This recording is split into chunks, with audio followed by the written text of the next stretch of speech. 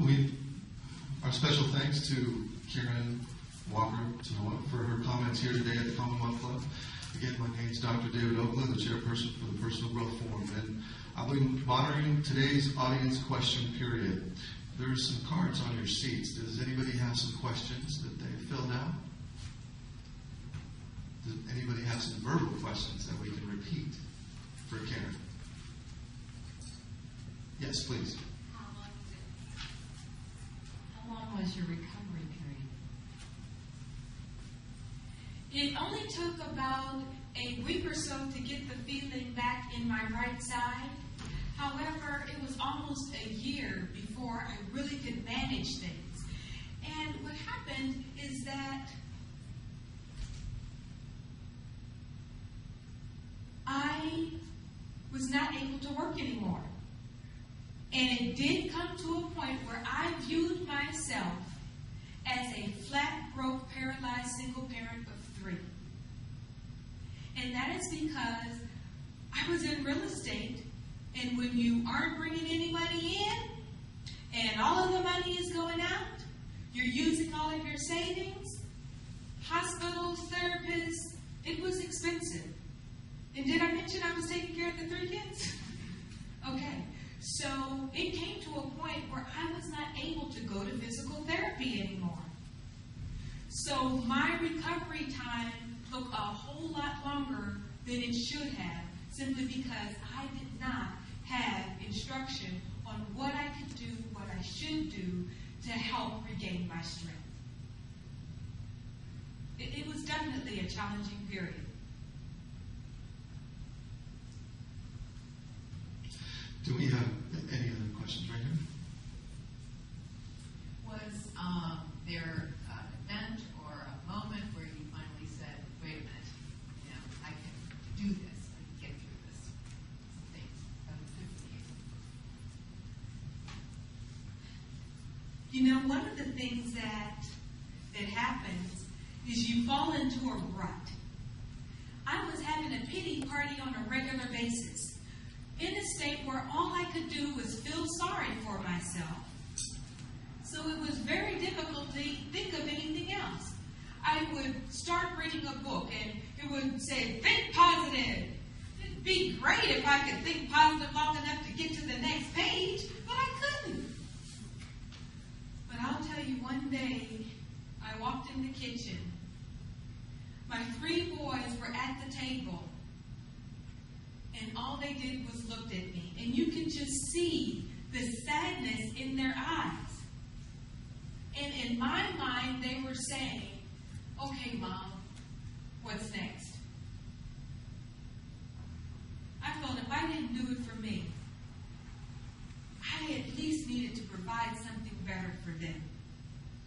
When I was 3 years old, my father had health issues, problems with his heart. He used to have heart attacks as often as people would change the oil in their car. I mean, every 6 months he was having a heart attack. It was horrible.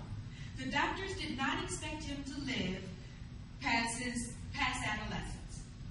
Well, as he went through his teenage years, early manhood, he's thinking, hey, I've got it going on. Meets my mother, they get married, have 5 kids. They're thinking life is great. Well, at 36, he dies. 2 months later, my mother dies. We were all watching TV one night, and she had a really bad headache. Kevin and I were the only ones awake. Kevin's my older brother. And so he says, Kev, take care of the girls. She goes to the hospital. I did not know that would be the last day I saw my mother. She died that night of a hemorrhage. Yes, thank you. Cerebral hemorrhage, that's what they said. Yeah. I felt that my parents died, so I didn't get to grow up with them. And here I have the nerve enough to cop an attitude and be sorry for myself because I'm physically limited. I'm still alive. These babies are still here that need care. But I want to complain? That's why I think humility is a big thing for me, because guess what? It wasn't all about me.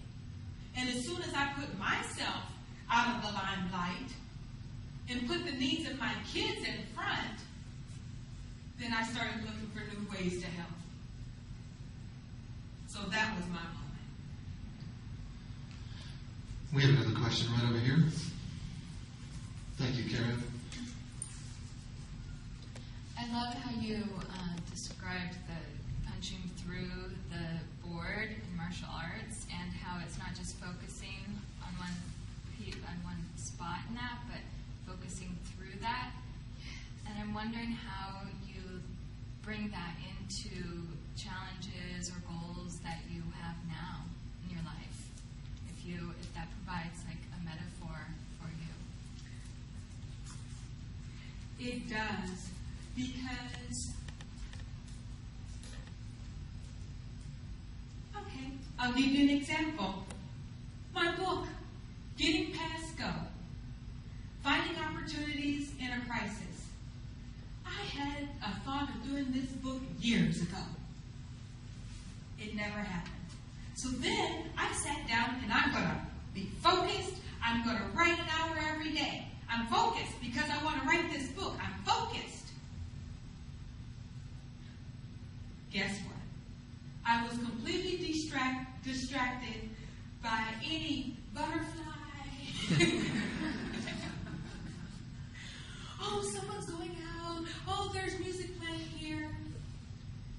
Because, like that poem says, I was saying the word, but in my heart, I didn't have the commitment to be focused. The commitment, I believe, is what helps focus tune in and keep out the distractions. It doesn't eliminate them. They're still there. However, you are no longer focused on them. Your attention is straight. The distractions are to the side. Because now you're committed. So that's how I use it. Does somebody else have a question? Were you able to instill resilience in your young sons? Thank you for speaking in the microphone. I'm a parent, and I also believe that it takes a village to raise a child. I need help from everyone. In regards to my own children, yes, as a parent, I try to be the example. Not just say the words, not just say, these are the 7 traits, make sure you use them. I try to show them. So there was a point, because this was how I was taught, that if something bad is going on or something that doesn't bring me comfort, you hide that from the children. You don't let them see the bad part. You know, children shouldn't see things like that. You only show them the happy. Well, this was coming to me, and it's like, yeah, so then they grow up in this world where they don't understand how to deal or how to cope with challenges or adversity. We aren't giving them any skills when we shield them from life. When life says stop, we need to let them know, hey, I got a call from life today. I need some support. So yes, I definitely try to instill these traits in my children, but by being an example. By living them, not just talking about them. Do we have another question? Right over here. Thank you, Karen. Thank you, Karen. What do your children do now? Did I mention needing the village?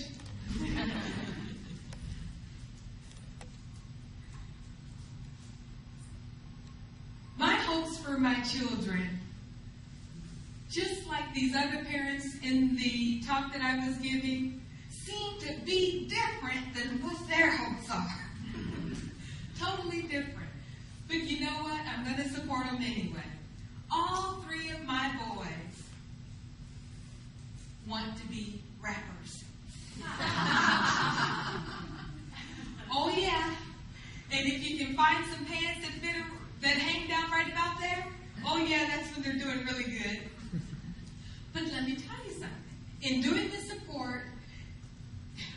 it's funny. If they come with me, they have to tuck their shirt in, which may be why they aren't here.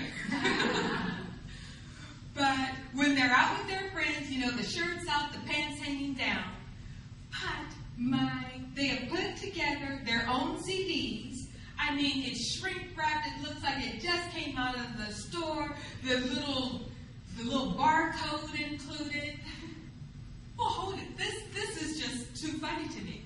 So my boys, they go and they're doing these concerts. They love just singing and dancing and on stage. Well, people wanted to know, well, how can we get more of you?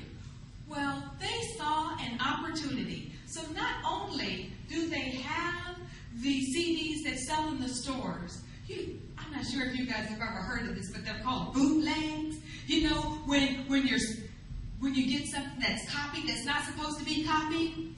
Well, instead of having other people bootleg their stuff, they bootlegged it themselves. So they wanted to have a product that would fit in every price range. So there's one price for the ones that go to the store, and those who can't afford it can buy the bootleg copy that doesn't have all the pretty graphic. On top of all of that, they took their photos. They pressed it on little hats and on shirts. They have product. So now when they're at concert, they have a ton of things to sell. Now guess what? They're 19, 24, 27 now. They don't live with me. They don't ask me for money. So am I going to complain that my boys want to be rappers? I figure it's a success. The city suspects. Karen, you wanted to say something? Because we're running out of questions and time.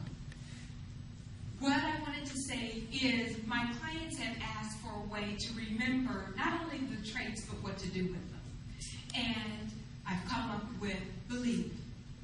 So with the B, using all of the letters of the word, build courage, elevate creativity, lead initiative, intensify focus, enhance insight, value humility, and exercise tenacity. Because when just enough is not good enough, that's when it's time to believe.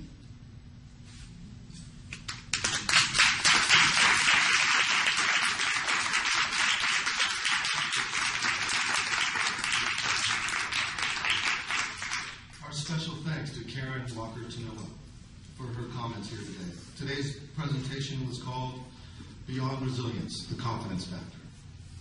Let's put our hands together one more time and give Karen another applause for enlightening comments.